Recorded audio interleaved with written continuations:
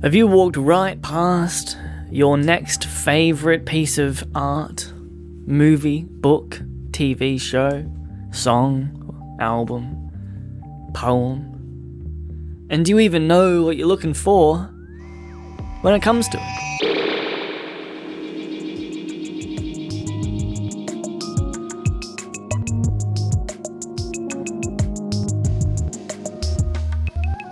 Good day, mate. Welcome to In the Back of My Head podcast, episode 84.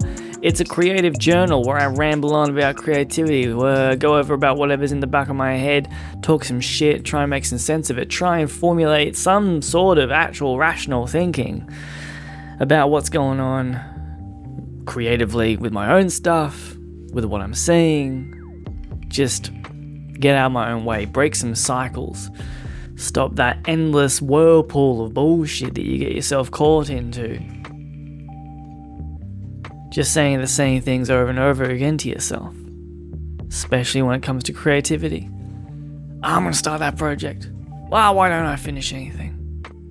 I've been thinking about entry points into art recently, which is going to have a lot of crossover and tie into my ramblings about like marketing, thoughts on marketing as of late, as a no-name, tiny little baby of an artist that no one knows about.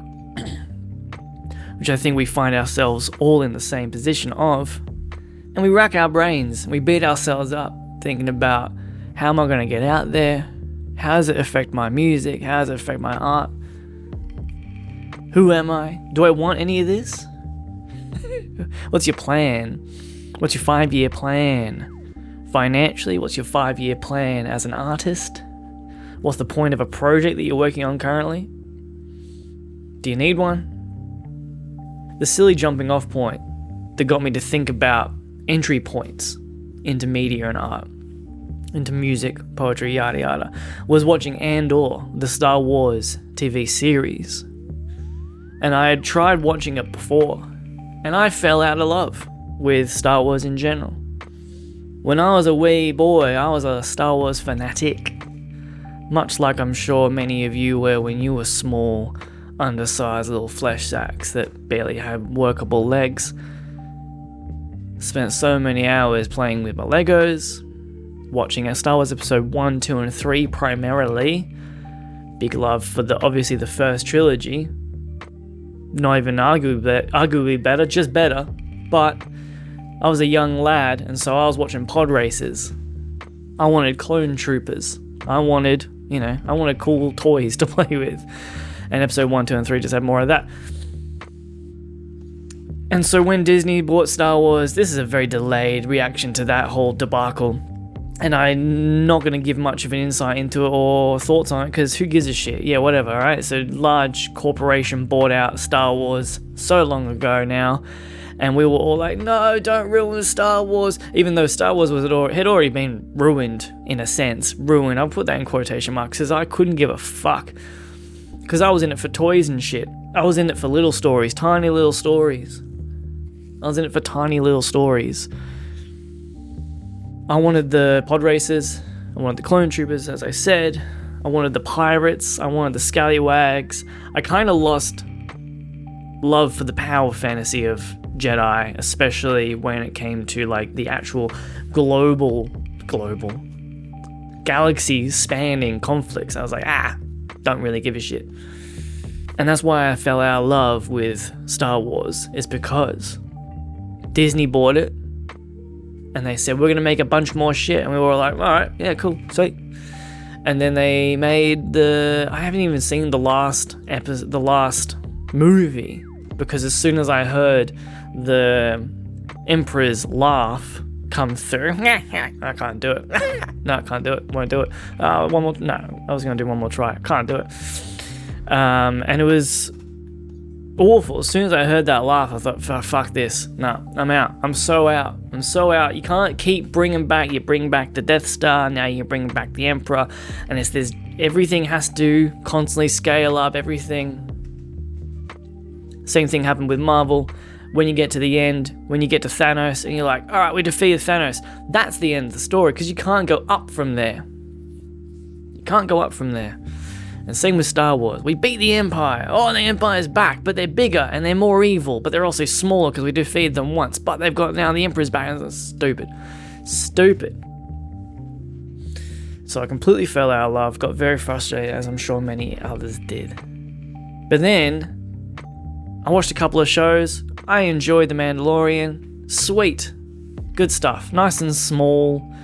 Sure, Luke Skywalker shows up at some point, but who gives a fuck? And then Andor comes along, and everyone's raving about Andor. Andor's the fucking titties. And I was like, alright, I'll give it another go. And I tried it, and I watched one episode with my partner, and we were both like, boring. Who gives a shit? This is stupid. And then, Season 2 comes out of Andor, and it's a good name to be angry at, Andor. You should be thinking about that when you're naming your kids. What's going to be really good to be yelled at with? Like, Rye, doesn't work. Yeah, it's not as good. Rye, yeah, there's no punch. There's no punch. That's why I'm such a stupid little whippersnapper. That's why I'm a cheeky git. Because I couldn't be yelled at with great... Why I couldn't be yelled at with great ferocity. But in Andor, oh baby, that's small boys weeping in their gum boots. But Season 2 came out. Everyone's raving about it again. And this time, some big names that I just respect. I was like, they were loving it. They were like, oh, Andor's sick. Andor. And so I was like, alright, fuck it. We'll try it again. And then like 3 episodes in, we're like, this is fucking great. This is brilliant. Holy shit. How did we just how we missed this? The sets are incredible. The sets are impeccable. That's one of my favorite parts, is looking at the sets and being like, bloody hell, they actually built a lot of this. This is cool as hell. Characters are great. Acting's fantastic. Stories, pretty good. I haven't really got much qualms with that, or thoughts on it, really. But the first time I thought the pacing was really weird. I thought the pacing was super slow and just kind of janky. I was like, yeah, I'm not following, I don't care. And it didn't like pull me into the story. But I think mainly it was the pacing that really fucked with me, that I just couldn't get into it. And now I love it. And I realize, in fact, only really while saying this, really only while actually recording the episode, I didn't write this down, is that I think I forgot why I loved Star Wars for so long. Because the movies were a good entry point back in the day when the scale of a galactic conflict sold movie tickets. You were there for those 6 films and that made sense. But then after that, it seemed silly to continue on this path of increasing scale, increasing tension, increasing stakes. The reason I actually loved Star Wars is because I played with the Legos, it's because I read the books, it's because I played the video games. I enjoyed the small stories. The big one was the good entry point. It was the box office ticket that, put everyone in seats. Blockbuster ticket that put everyone in seats is what I meant to say. But what kept me around was the little stories. But then going back to the other series and going into Disney phase, I realized only on the second watch, like, oh, the Andor's going back to that stuff. It's going back to the little stuff. It's going back to the nitty gritty, the tangible side of the Star Wars universe, which is really exciting. And I think Disney should never make another Star Wars movie. They should make no more Star Wars movies. It should only be TV series and video games and books and things like that. Small stuff, small scale. Fuck off with the movies. You can do maybe things like Rogue Ones and stuff like that, but carrying on a main storyline, nah, dude, it's not. It just doesn't have the weight anymore. It doesn't have the weight. That story's being told. You could say the same thing with any series. Most series, not any series, but most series. Any epics like that are centered around a core trilogy or a core whatever. Like Lord of the Rings, if they came out with a new Lord of the Rings movie series that wanted to have the same weight that came after the first 3, be like, whoa, Jesus Christ, mate, calm the fuck down. They did that sort of with The Hobbit, but going backwards. Those movies have got their own issues. I don't know if scale is the issue. They kept the scale kind of nice and proportioned, which is good. Anyway, this got me thinking about second chances with art and entry points. How do you get into your favorite things? And Andor isn't one of my favorite things, but it was my jumping off point in this particular scenario. To rattle off a few more things that took me a couple of goes to get into, which is, I know, a very common occurrence. I'm sure you have plenty of things that are your favorite things, your absolute favorite things, that took you a few goes to get into, that you just didn't give a shit about. In the world of video games, Fallout 2 changed my life, genuinely changed my life in terms of the way that I approach music, the way that I like, the things I'm looking for in storytelling, the worlds I like, the sci-fi I like, the games I like, all stem from Fallout 2. And it took me like 3 goes to play it. I kept looking at it and thinking, that looks cool. I should give that a go, that looks fun. And then I would get into it, I'd get like into an hour of it and be like, this is shit. That was down to it being quite old. Came out in 96 and 8, I believe, is 1 and 2. I believe off the top of my head is 6 and 8. Which means they were dated. Clunky gameplay, clunky graphics, you know? Especially the gameplay type. That slow turn-based RPG that was hard to get into when I was younger and didn't know much about that kind of video game. And I just nearly bailed on it. And it's funny when you like look at things like that change your life. And it takes you a few goes to get into it. And every time you're like, yeah, it looks kind of cool. I think I should give that a go. And you try and go, nah, this is not for me at all. And then it becomes one of the biggest, most important pieces of media that you ever consume in your lifetime.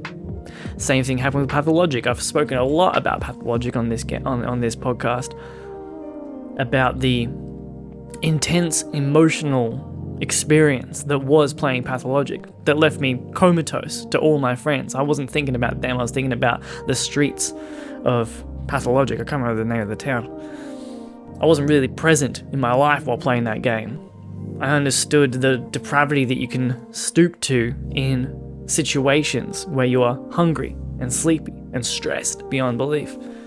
That game does a great job at illustrating that and actually making you feel those things. And it took me like 4 goes to get into it. It only took a particular video talking about why it's so good that I finally get into it and go, I'm going to force myself to play this.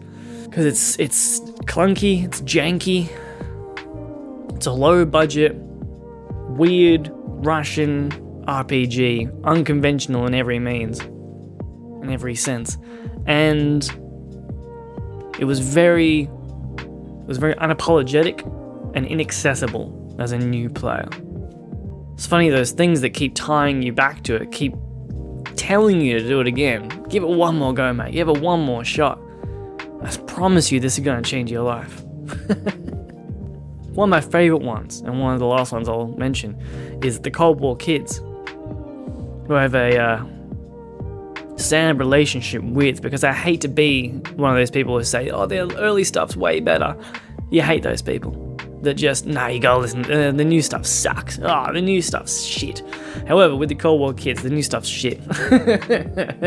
It just lost, in my opinion, everything that made the Cold War kids fun at the start, which was the jankiness, the rawness of both the songwriting and the performances and the recording style. It was all a bit off, it was all a bit weird, and that gave it so much life. They were one of my favorite bands of all time. Are one of my favorite bands of all time. Maybe still are, in terms of those first 2, maybe 3 albums. Favorite albums of all time. And really important foundational stones of like who I became as a musician with my mates at the time, and still to this day.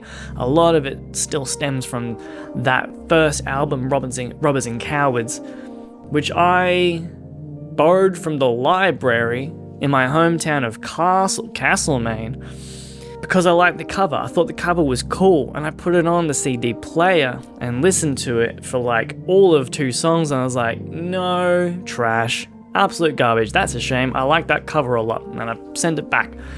And then like a year later, I saw that cover again, and I was like, man, that cover is cool, I like that cover, I want to like the band. And so I borrowed it again, which is just like a weird thing to do if you saw a cover and you were like, yeah, that's cool as hell, but the music sucks.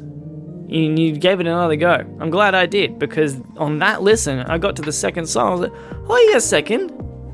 This is my favorite band of all time. I fucking love these guys. These guys are great. And I fell in love with them. And I think that cover actually had quite an impact visually as well on my graphic design later further down the road. But yeah, fascinating those moments where you could have turned away from, and did turn away from, your favorite pieces of art of all time. And you were moments away. Lost connections. Much like lost connections of, who knows, who could have been your lover or best friend that you sat next to at a bus stop and then said, nah, fuck you, mate. They could have been your best friend.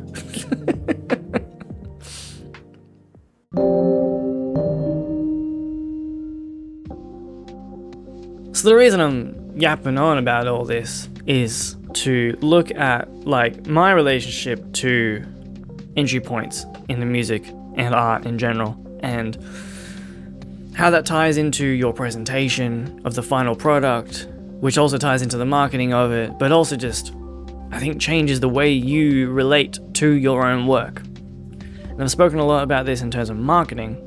Now I'm going to go a little bit deeper, potentially, on the entry point side of things. And the marketing in many regards is the entry point, is the way you hook people in. But I think the entry point, in this particular case, what I'm talking about is a little bit deeper than that. It's actually also entwined with the art itself. It's in the art itself.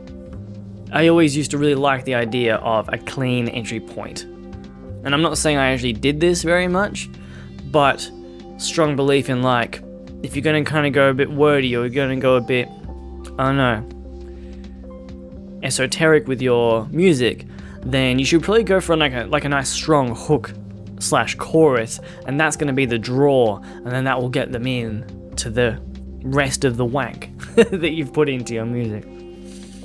Or even keeping things nice and short. It's the idea of like a radio edit, a nice clean radio song that only goes for 2.5 minutes. That's kind of an entry point. It's a very low barrier of entry to just listen to the music itself, to enjoy all of the music itself, and then, okay, sweet, now you can make a decision if you like it or not. But the barrier of entry is very low. Here's the hook, and here it's only 2.5 minutes. Give it a bloody go, mate. When writing pop songs, of which of course I do not do, I don't really do anything that's like designed to be popular so much. A nice clean entry point wants to be up front. So if you've got a great hook, start with the hook, mate. Hook 'em immediately. You know, it's in the terminology. Come on, pretty straightforward. So I always had that idea that like, you need that thing. And I, to a degree, yeah, you could argue that that's still true, depending on what you want to do. If you want to write pop music, absolutely, you need to follow those rules. But start thinking about like what that actually tells the audience about what they're getting into, and if you are lying to them. Because on one hand, you don't want to be too pretentious, overly pretentious, and wank with your art, unless that's exactly what you need to do, what you desire to do, what you want to do. But also, well, that's to respect the audience, I would say, to respect their time, and to be quite honest with them in a way of like, hey, I'm doing this thing, and if you want to get into it, it's going to be a bit janky, but I'm not going to go over the board with it. I respect your time, you respect mine, and give my stuff a listen. All right, cool. But then too, as well, on top of that, say that concept before, that if you've got really wank, over the top lyricism, stuff that is maybe not super relatable, it's a bit dense, it's inaccessible, but the hook is banging, the hook is great. That could be kind of a fun duality, but then at the same time, if you came into it with like, oh, I like this hook, I like this bop, this is kind of what I'm after, and then the rest of the song is like this wank fest, you'd be like, I came here for bop, I came here for the hook, and the rest of it, I'm just waiting for the hook to come back. Actually, an example off the top of my head of kind of the opposite of this now is like there's this style of beat that has really taken off in like lyrical hip-hop over maybe the last like say 5 to 6 years, maybe a little bit longer than that, and it might even go way further back than I'm thinking, but like it feels like an offshoot of boom bap, but it's taken out the boom bap. There's a lot of really heavy sample based music that is just a looped sample, and it's like, I'm talking like The Alchemist and Conductor does this a lot. These are producers that Madlib does this to a degree as well. But yeah, people who really like, they don't need like a hard hitting beat. In fact, there might be no beat at all. And a rapper that really pioneered, or really championed rather, this style was Earl Sweatshirt. Coming from Odd Future days with Tyler the Creator, was hitting those hard hitting beats like Tyler was, and now his later albums have very few like beats. I mean beats in terms of like drums, and there's not much drumming going on. It's a lot of just samples, that's it. And now when I hear that, at first I was like, I kind of miss the drums. I kind of like the drums. I want the drums back. But now it's actually a bit of a calling card that when I hear that sound, when I hear this like super minimalist, sample-based, loop-based music that doesn't have a lot of percussion and drums going on, I instantly know what I'm in for. It doesn't have to be Earl Sweatshirt. It could be any number of like really lyrical rappers that get on these styles. I'm like, as soon as I hear that sound, I'm like, oh yeah, sweet, I know what I'm in for. This is gonna be the thing that I'm here for. Which is now, funnily enough, become the hook. It's become like the entry point into that style of music. They often don't have hooks. The structure is pretty much like, I'm gonna rap for 2 minutes, call it a day, and not even 2 minutes. Sometimes it's like a minute 30. It's really just like poetry over music, and I fucking love that shit. Like that's what I'm looking for when it comes to that style of hip hop. And now those sounds I can kind of hear out in like the first 2 seconds ago. Sweet, I know exactly what this is. So I got thinking about this when a mate messaged me after I released my EP a few weeks ago, and I think I mentioned this on my last podcast, but I'm going to go a little bit more in depth into it, is that like, they messaged me and they said they listened to the EP and they walked away with a bunch of ideas. They walked away with a bunch of creative ideas of their own based on what I had just done. I have similar experiences reading and listening to poets that I know personally. When I was editing Mrs. K's book, aka Michael's book, available on the Vibe Union website, then I was walking away from that with just so many ideas for my own poetry. The way that he puts words together in terms of imagery and rhythm just was the juice that I needed to come up with a bunch of my own stuff. And that's what I want. That's what I want out of a lot of art that I consume, and it's what I want to do for other people. If people walk away from anything that I do wanting to do stuff of their own, having ideas based off what I've done, or was just jumping off points completely unrelated but nonetheless found it through my work, that's the desire. That's what I want. I want to be fuel for other creatives that will then in turn fuel me, and it's just this cycle that we go on, just keep creating and exploring. What a fun time. And so it made me kind of question about like how I put my stuff out there, that like not only how I put my stuff out there, but the kind of beats that I'm rapping on or making or whatever. What does it telegraph to the audience upon those first couple of seconds? Do you hear? There's some beats that I've made that are like, when I put my stuff, when I rap over top, I'm like, this probably wanted something a bit harder. This probably wanted a different rapper. This beat's maybe a little bit too. The jankier, weirder ones are where I feel like I actually shine. The ones that are actually the most inaccessible are actually the ones that are like, this actually fits what I want to do the most. The worse the beat, the more comfortable I feel. But I guess I'm very aware of like a lot of the music that I make, a lot of everything that I make, pretty much everything that I make, I don't believe is like the most accessible stuff. I definitely shy away from like anything that looks too clean and looks too, I don't know, middle of the road. Not that I'm trying to be like wank and janky and pretentious for the sake of it. It just kind of comes naturally from not being that skilled, I think, at a lot of things. The jank is inherent because I don't practice. But then at the same time, the things that I'm looking for in art and the things I'm trying to put into my art are for other artists and for those who just kind of want to sit on a train and put their headphones in and listen to the lyrics, or listen to a poem and not fully understand what I'm talking about, but kind of walking away with their mind buzzing with just all kinds of shit. They're like, I don't really know what he said, but like, now my mind's alive. That's kind of what I want.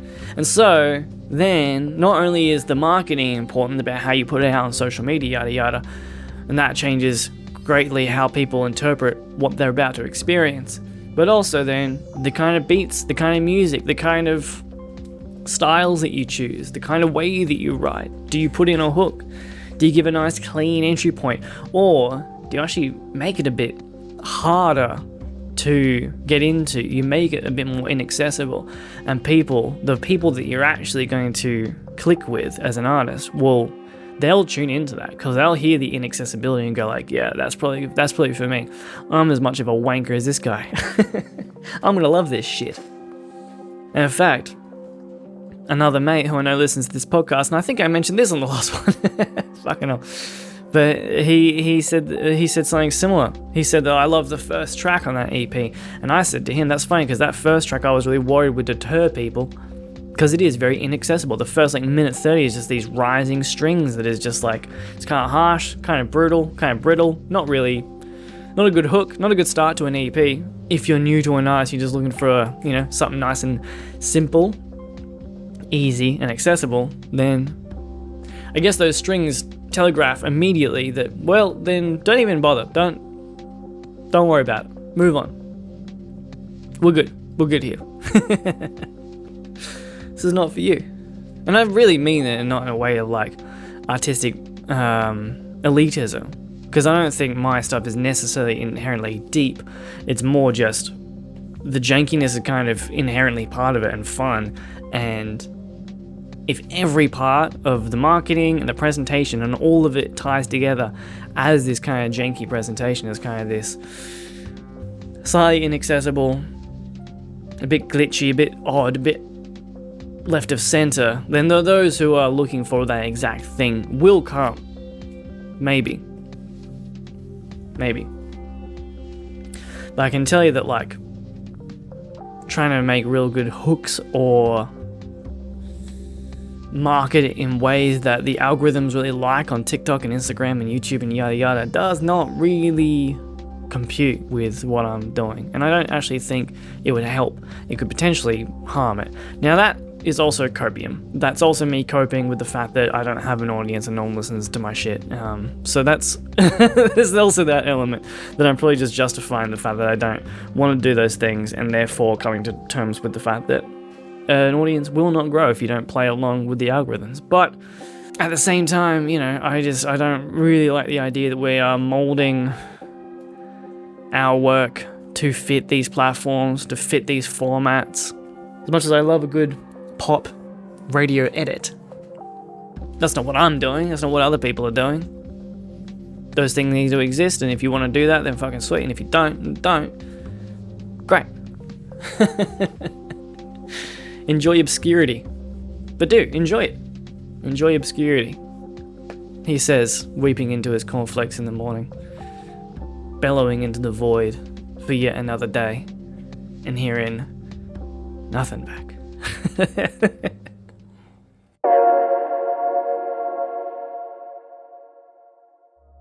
So I'll kind of wrap this up with just a few little questions that I thought I would ask myself, and maybe you'd ask yourself when making art, writing songs, writing poetry, whatever. Does your art have an entry point? Does it need an entry point?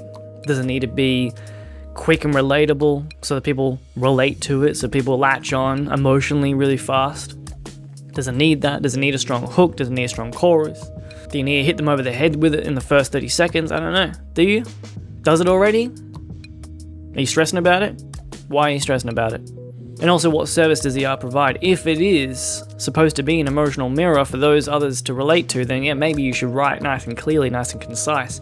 Don't beat around the bush, just say it how it is, and people will be like, oh, I needed to hear that today. Doesn't need to provide any kind of service, doesn't need to provide any service. It could just be pure expression, just you just having fun. You're making it because you like the process. You like making it. It doesn't need to have it doesn't need to actually have any purpose or service that it provides.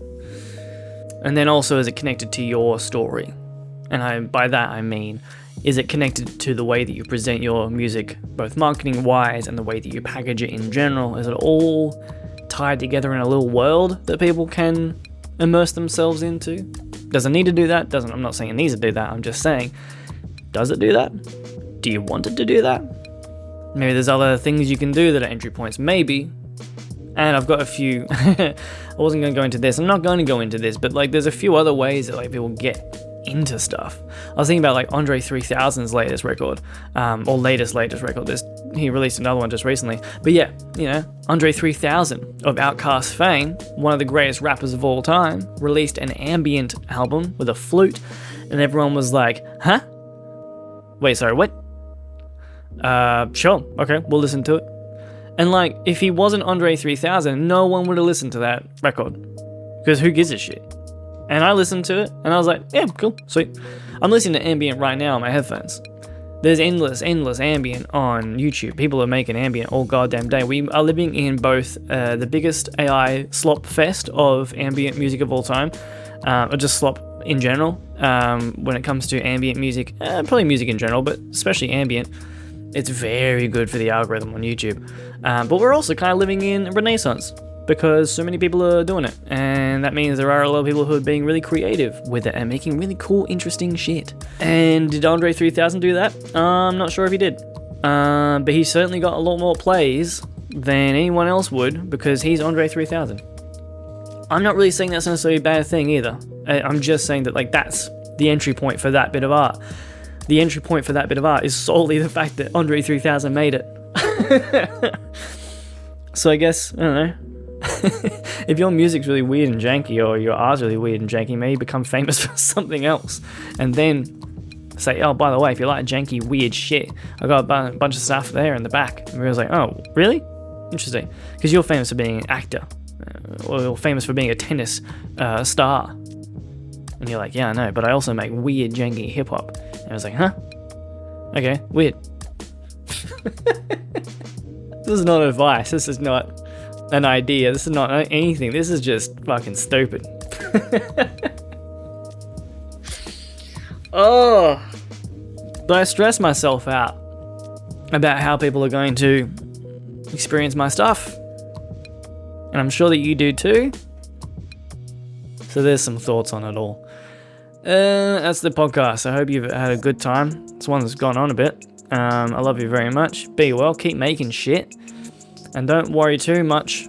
Well, do worry about it too much, about how you're presenting your work, how you're packaging it. I'll see you on the next one, whenever that is. Yeah, okay, bye.